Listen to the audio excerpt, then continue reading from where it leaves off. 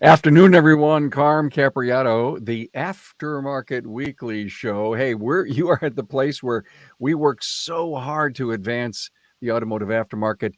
Frankly, it's the best kept secret to personal networking for the aftermarket. Glad to have you here. It's another Aftermarket Weekly as we bring on a shop owner guest and we get a chance to see inside their shop with the weekly shop tour. Who's with us? Who is with us? It's Kareem Morsley from Winkler Automotive, Gaithersburg, Maryland. Hi, Kareem. Hello there, Carm. Glad to have you here. Maybe some of you don't know, but Kareem is an engineer by trade. He spent time, I think, in oil fields and information technology, right? That's correct, Carm. Amazing. And so it goes on. We just did a show with Andy Bizub, and Andy came from the world of finance. You came from the world of engineering and IT. And frankly, and both of you guys are creating an incredibly successful business, even though you may not have ever professionally turned a wrench in your life. Good to have you here. Thanks. It's great to be here. By the way, everyone, just to tease you, we're going to do a show on Lean Six Sigma, just a very short part in the beginning, but I promise Kareem is coming back for a more in-depth opportunity. Let's see a picture of the place we're going to see a tour of later. Gaithersburg, Maryland. How far away from Washington? We're about, I want to say 15, 17 miles. Okay. But, Right. half an hour drive. So a lot of commuters for the Washington world live in your neighborhood? Yes. We actually, especially in our area, many are contractors, and the companies are either in our area or Rockville, just nearby. And so, yeah, we do have a lot of government folks or contractors that work for the government, and obviously some, healthcare is very big in our area as well. Very good healthcare. I mean, why? Is it because companies are located there? Yes, and also there has been a very big push in the city of Gaithersburg and Montgomery County to do, gene research, bio medical research. So there's a lot of labs here. Okay. MedImmune headquarters are here. There's a lot of a very world-renowned talent in our area that works in this field. Excellent. Glad to hear. Glad to hear. Great. Obviously, the economy then must be doing really well in your neck of the woods. It's doing good thanks to the government. Usually, the government will tend to be an artificial economy in and of its own because of its spending. Got it. I hear you. Hey, if you're with us on social media at all, we'd love to have a check-in, a hello. We already got a hello from one of your great friends, Bill Nalu. He's Yes. kind of hanging out with us. Thank you. Glad to see you here, Bill. Give us a like and a comment. We are broadcasting live on all of our live streams. We're coming to you live from the Dorman OE Fix studio. Glad to have you here. And thank you so much, Dorman, for providing us this episode each and every week. The aftermarket is filled with companies that make replacement parts, but few invest in design, engineering, manufacturing, programming, and testing like Dorman. They are home to hundreds of mechanical, electrical, and manufacturing engineers spread out all across the globe who ensure every part that is produced meets rigorous industry standards for performance. To do this, Dorman utilizes cutting-edge technology and equipment to test fit, form, and functionality of all their parts.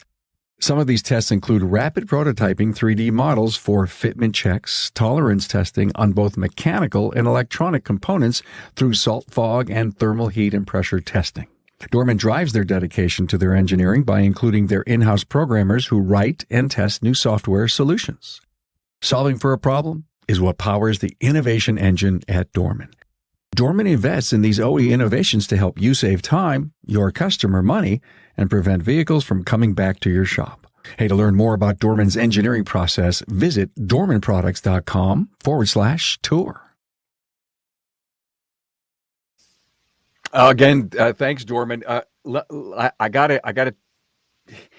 If you've not listened to this episode that Kareem and I did, episode 651, it's got to be 25 weeks ago now, Kareem. I wrote the words "be bold" on this graphic because you made such a huge commitment to training that I've kind of never heard before. And I know that you've shared this with so many people in the industry. Your commitment to training is beyond where it needs to be. And actually, that's where it should be. So please go out and listen to episode 651 with Kareem. What else? Yes, workplace motivation. That's coming up this Friday on the Town Hall Academy. Brian Bates, Michael Smith, Casey McGowan are going to join me to talk about workplace motivation. I'm very excited about that. So, let's jump into a great discussion with Kareem, and we're going to talk Six Sigma or Lean.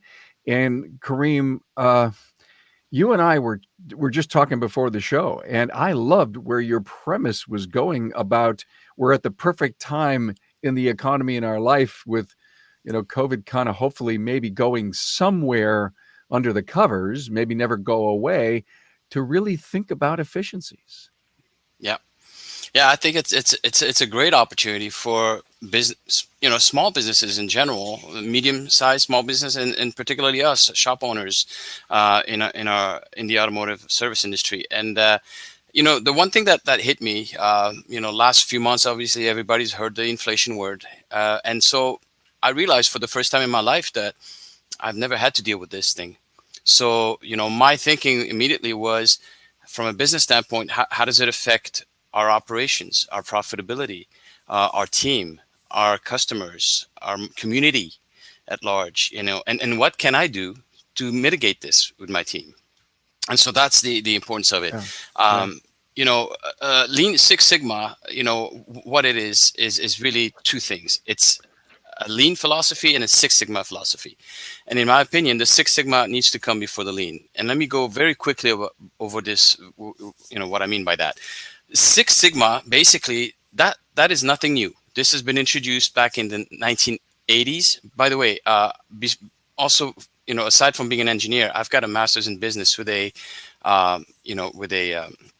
specialization in total quality management. So it's something that I've always been very keen on. But Yeah. it was introduced in '86 at Motorola by an American engineer. And what is Sigma? Sigma is a statistical word to measure variation. Okay. And so basically, I'll give you a simple example. When you talk about 4 sigmas, okay, when a company says, oh, we're producing at 4 sigmas, that means that they're roughly accepting 6,000 defects per 1 million units produced. Okay. Just remember that number, 6,000 for 1 million. When you go to 6 sigma, you're accepting 3.4 defects per 1 million units produced. Wow. I just want to let that sink in for people. Okay. It So, did. let's just, for an example, take it for us in my shop. We see about 2,000 cars a year. If I'm going to be a Six Sigma per definition, a Six Sigma shop, it would mean that I would have to accept less than 1 comeback over a 10-year period. A 10-year period. Yeah. So think about this. It doesn't make a lot of sense if you're going to apply Six Sigma to that letter, but there's a lot of goodness that we can take from Six Sigma. Okay. Got it. Yep. What is the most important thing is the aim of Six Sigma is to reduce variation. What do we mean by variation? Okay, that's very simple. If a customer comes to my shop and gets an oil change done, okay, and my let's say my technician Mike works on it. Okay, Mike has done the oil change, and then that person comes 3, 4, 5 months later for the next oil change, and at that point, let's say Dave works on it. What we want to make sure is that the experience to the customer is the exact same, and the process by which we did that oil change is the same and encompasses the best practices for us. Yeah. So that's that variation we're talking about. You take that to maybe a brake job. Well, why do you have comebacks? A lot of times it's because you have one tech working differently than the other tech under the same umbrella of the shop.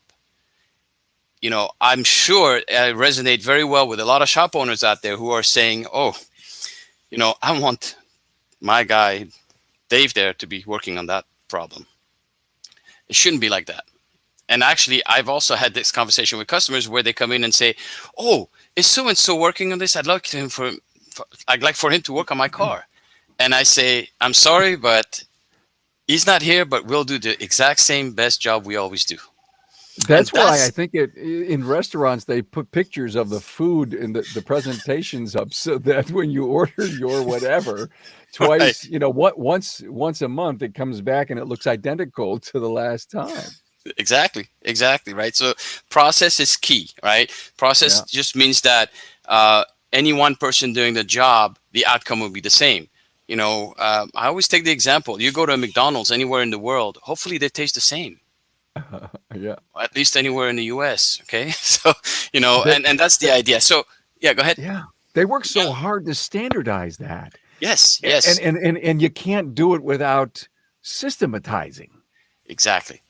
So that's the aspect of Six Sigma. It really allows you to make sure that the variation of the quality of your product or services, right, is minimal, if not, eliminated. There's no variation. You always want to have ideally the same quality product going out the door. Okay. Now, Mm. this is all well and great, but you know, having a process to do something is one thing. Having the right environment in which to do it is completely different. Okay, and what I mean by that is, and that's when we start to talk about lean. Lean production is what the focus of lean is simply to minimize the inefficiencies in a production environment that result from delays, errors, or waste. That's the basic definition of lean. So let's go back to my definition of an oil change. Okay, Yeah.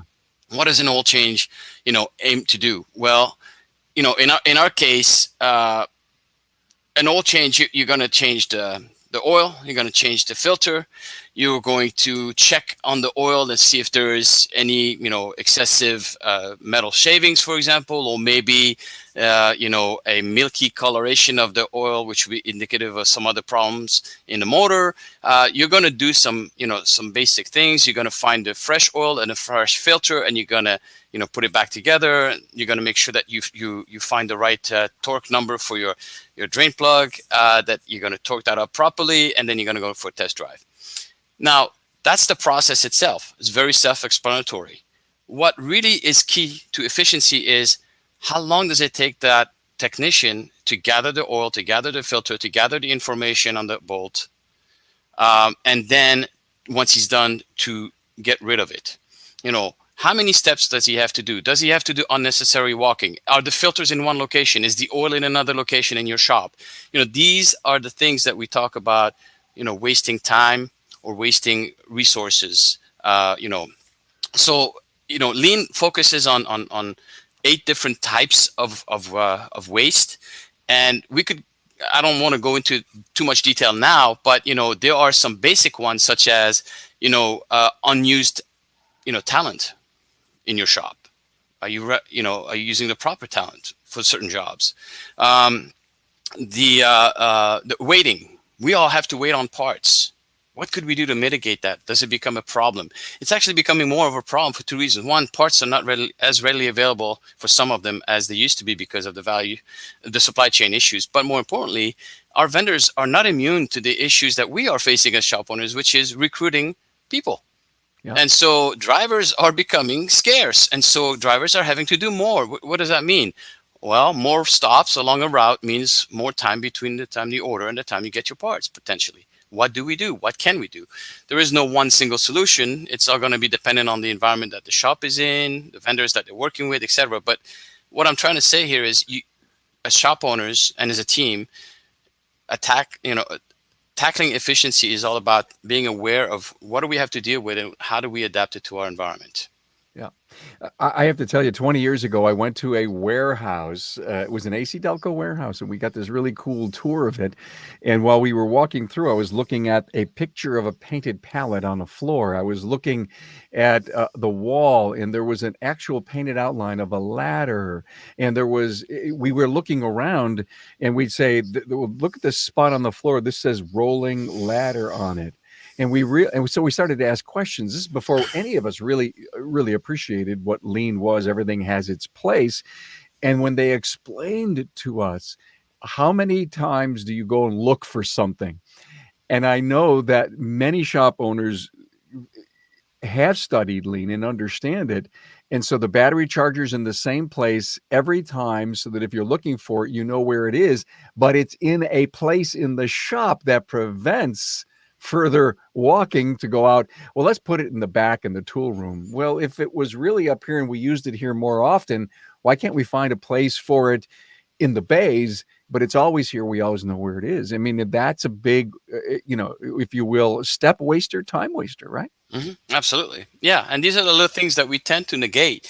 But then if you just start adding it up over the period of a year, they make sense. They start to make sense. And so, and also involving your team is very important, because what you may think makes sense really doesn't make any sense at all. Yeah, that's what I heard that really impressed me from this one shop owner. He says, "Hey, we literally listened. We brought our people together and say, how can we, waste less? Even the toolboxes had they were outlined. The name of the kind of tools that were in the toolbox were labeled on the outside of the tools. It was very, if you will, anal, but I saw the efficiencies that it provided. Well, look at come back. We're going to do a town hall academy on lean. We'll get some other shop owners that are working on that really hard. So let me see what's next. Oh, this week's listens, all this really neat new stuff that we continue to put out. And I think I did really tell you, Andy Bizub. Start Monday positive and celebrate on Friday is a great episode with Andy. We also did mobile diagnostics with Brandon Dills. He was a mobile dia guy in Australia. He's a tool maker. Preventing employee apathy was a Town Hall Academy, and of course one of Matt's new shows with Scott Alton, a client's perspective on stuff. So thank you for continuing to support all these great shows that we put out for you for the sake of advancing the aftermarket. Hey, let's jump in and get this beautiful tour of your place. Kareem, I know that Kareem wanted to do this after he got all his lean action going, but you know what? I think it's great to know that you're working on it and we can see a little bit of a work in progress. Let's run the tape. Thank you. Well, this is just the entrance. I have to give a lot of credit also to George Winkler, who's the founder of this shop that I bought 5 years ago. I've done a lot of changes, but the overall feel to it is still the same. We wanted to make the entrance very simple and clear. This is still our COVID measures, but normally it's fully decked. And this is the new branding that I introduced when I bought the shop 5 years ago. The window allows, the glass pane right there allows my service advisors to be able to see what's going on the front. If a customer comes in, they can see it. And also people from the street, they can see the advisors in the office. This is the war room. This is where everything happens, where our processes. This is George, our service manager, amazing guy. George. And then, we've got the ability to do quite a lot from there. We leverage technology a tremendous amount as well. Okay, can we stop? Let's stop the tape. Your service advisors are sitting in the back, but do they go up front, or do you have a customer service rep up front? No, they go up front. So they have a dual role.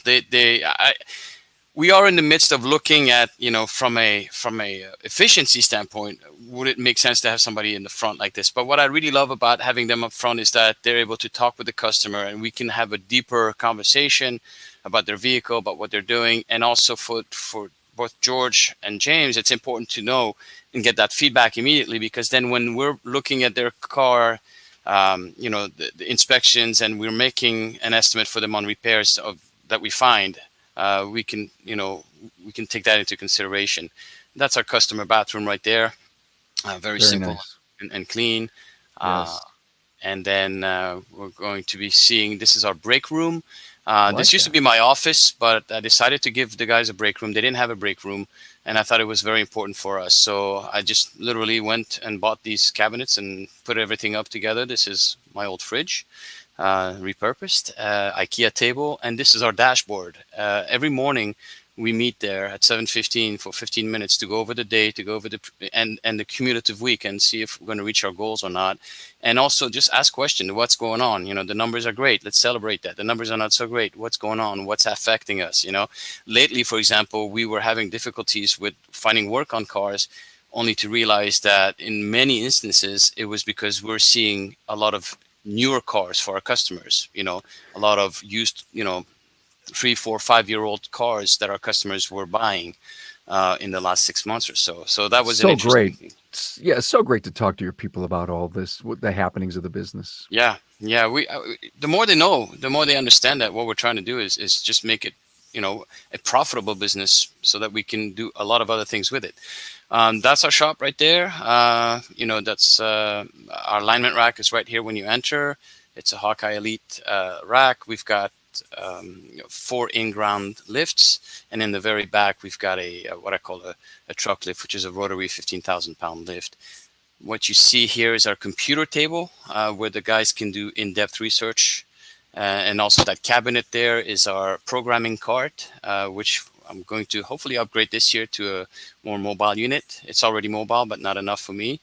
And then every guy has a tablet as well, so they can run some basic, information on it. They can do their DVIs and so on. This is where we keep some of the most frequently used equipment and also of our bulk oils. We've had to go bulk this year. We've had 7 price increases. We haven't changed anything in our pricing last year. Unfortunately, we've had to this year because we're getting to a point where these price increases are really hurting the bottom line. Um, Let this me stop the tape for 1 Sure. minute now. As far as how deep you've gone with lean, Hmm. Kareem, have you actually sat with your people and given them the overview and then said, "Hey guys, I want you to start thinking about wasted steps where we're storing everyone"? Have you gotten that far? So we've done it in 2 stages. The first stage was what I call the Six Sigma approach, where last year during COVID, we took advantage of COVID and the shutdown, where we literally wrote out over 100 standard operating procedures. We then migrated those to Trenual, which is an online platform that we use, and then we've trained all our new employees, and we've done some training for some of the guys, and so we're continuing to do that. They know that we're going to be working on the lean aspect of it. So we've talked Okay, about doing spaghetti diagrams and things of that nature, but we haven't formally sat down just yet because I'm trying to find the best way to do this. You know, I really need them to be able to think as a group. So we may need to find some offline time together got it. in order to be Okay, makes productive. sense. Okay. That's their changing rooms and restrooms, and also we have a washer dryer.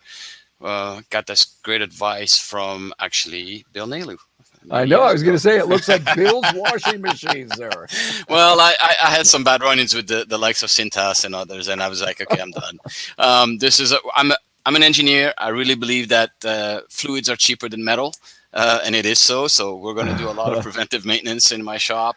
Wow. And then this is what we're going to do. For example, I just got some pallet racks, and we're going to be installing those and installing our bulk oil containers in the back and put a dispensing system in the front. This is our Sure. tire section. And so we've got a few tire machines, balancer, a couple tire machines. Right now, we're going to streamline that to one, and then we're going to just have a much easier way of working in the back on our tires, hopefully. And Um, of course, every obligatory barbecue Oh yeah, rack there. this is our barrel barbecue, Yeah. and this is our big lift. So this is our Yeah. 15,000-pound lift, which part of the efficiency target is to actually get rid of it, because I realized that we're not doing that many.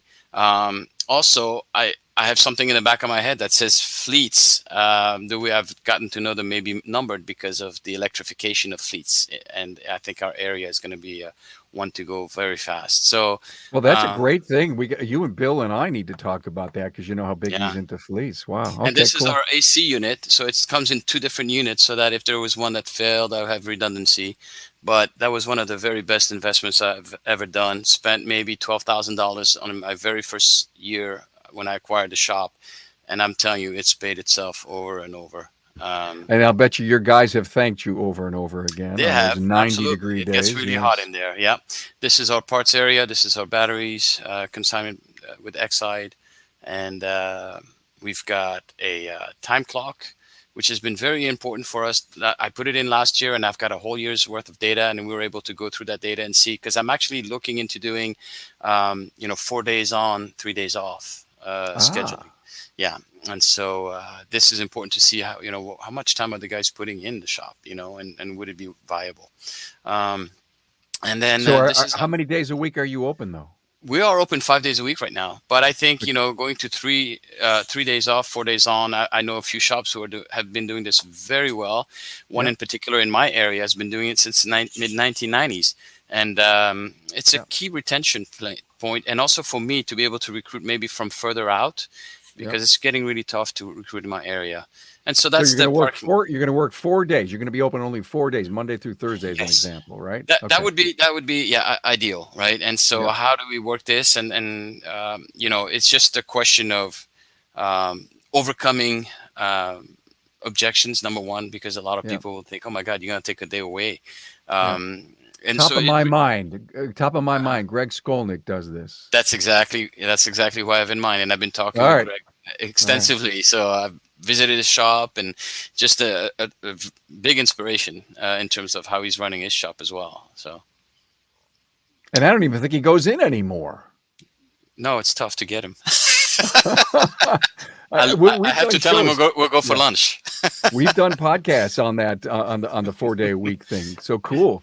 Yeah, Wow. I mean, the thing I like about everything that you've told us is you're really leaning way over your skis on strategy, on thinking, where's the business going? How do we keep up with it? How do we find the right talent? How do we make ourselves more efficient? You put all this stuff in play that you're working on. I bet you can duplicate your 5 day a week revenue and profitability and growth in 4 days because you'll probably be such an efficient machine. that's what we hope for, and I think that's what we need to do. That efficiency stage, the lean stage, because once we have that, then we would easily be able to say, okay, what if we dropped a day off? How does it impact our operation? What do we need to do? How do we adjust? But if we don't have that, it's really hard to look into the future on this. And Yeah. to your point too, we've got so many things coming down our lane in terms of changes in our industry, uh, that I think, I would imagine almost all, if not the majority at least of shop owners out there are thinking about that. Yeah. We've got the electrification that's coming down, and many people are saying, oh, don't worry about it. Well, yeah, maybe don't worry about it, but if you're not growing with a new technology, you got to think about your learning curve. Do you want it to Yeah. be easy, or do you want it to be very steep? The Exactly. longer you wait, the steeper it gets. If you don't think about EVs every day, either there's a point in time where you go into some deep think. It's just this is me. You find that moment, and if Mhm. EVs doesn't, if you will, dribble up to the top of, I think I look at it like it's awareness or it's something I'd never want to be surprised about. And when the opportunity comes up, when the friends, the network, the training, all of that, you are not going to say, not for me. You're going to say, I'm warming, I'm warming, I'm getting there, I'm getting there. You need to be in Yeah, that curve, if you will, Kareem, that you can pounce and right, jump quickly into something because you did not ignore it. You accepted it on your, if you will, on your timeline of right. trending change. Yeah, Yeah. and I think Yeah. that's very important. I mean, I tell everybody that I can, um, get some new trade magazines. There's a trade magazine called Charged for EVs. It doesn't cost you anything. Get it. It comes in your email box. It comes into your, in printed format. Just read it. Keep that fresh in the back of your mind. Like you said, Carm, be ready. Be ready to Yeah. pounce when the time is right. Yeah, be ready. Hey, thank you. You're coming back. We're going to do some more in depth on lean. Great to see your place. Thank you. It really looks nice. A great opportunity. We repurpose this podcast each and every Saturday morning. You can watch it on our YouTube channel. We have so much access in so many different places. Next week's Aftermarket Weekly is going to be with Dustin Brown out of Brown Auto Experts in New Mexico. Kareem, thank you so much for being here. I sure do appreciate it. And thank you all. Thank you all. Thank you, We'll Carm. talk to you next week. Thanks, man. Take care.